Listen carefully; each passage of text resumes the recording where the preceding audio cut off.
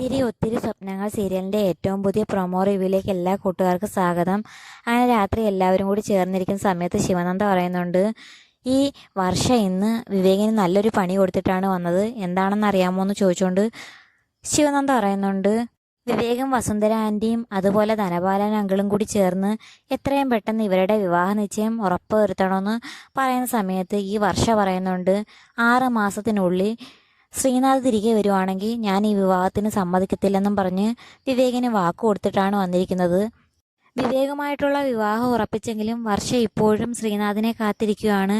എന്നാൽ ഞാനൊരു സത്യം പറയാം, ഇനി ഒരിക്കലും ശ്രീനാഥ് തിരികെ വരില്ല, മരിച്ചുപോയ ഒരാൾ ഇനി ഒരിക്കലും തിരികെ വരില്ലെന്ന് ശിവനന്ദ വർഷയുടെ മുഖത്ത് നോക്കി പറയുന്ന സമയത്ത് വർഷയ്ക്ക് വളരെയധികം വിഷമാവുന്നുണ്ട്. എന്നാൽ ഇവർ സംസാരിക്കുന്ന ഓരോ കാര്യങ്ങളും ഒളിഞ്ഞു നിന്ന് കേൾക്കുന്ന മല്ലികയാണെങ്കിൽ ശ്രീനാഥിനെ കുറിച്ച് അറിയുന്നുണ്ട്. ആ സമയത്ത് മല്ലിക എല്ലാവരോടുമായിട്ട് ചോദിക്കുന്നുണ്ട്, ഈ ശ്രീനാഥ് ആരാണെന്ന്. അപ്പം എല്ലാവരും പെട്ടെന്നൊന്ന് ഷോക്കായി മല്ലികയെ തന്നെ നോക്കുന്ന സമയത്ത് ഓടിച്ചെന്ന് മല്ലിക വസുന്ധരയോട് കാര്യങ്ങളെല്ലാം പറയുന്നുണ്ട്.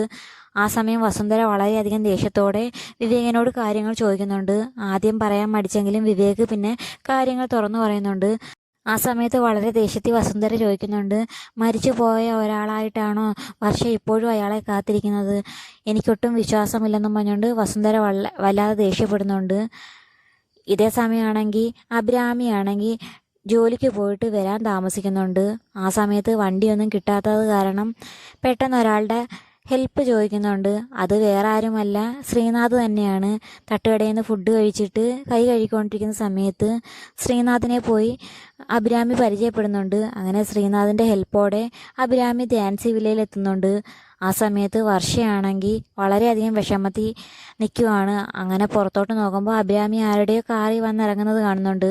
ആ സമയം അഭിരാമി പറയുന്നുണ്ട്, കാറിൽ നിന്ന് പുറത്തോട്ട് ഇറങ്ങണം, വീട്ടിലൊന്ന് കയറിയിട്ട് പോകാമെന്നൊക്കെ പറയുന്നുണ്ട്. ആ സമയം ശ്രീനാഥ് പറയുന്നുണ്ട്, പിന്നീട് ഒരിക്കൽ കാണാം, ഇപ്പോൾ സമയമില്ലെന്ന് പറഞ്ഞ് പോകാനൊക്കെ ശ്രമിക്കുന്നുണ്ട്. ഈ സമയം വർഷ ആരാണ് കാറിൽ വന്നിരിക്കുന്നതെന്നറിയാൻ എത്തി നോക്കുന്നുണ്ട്.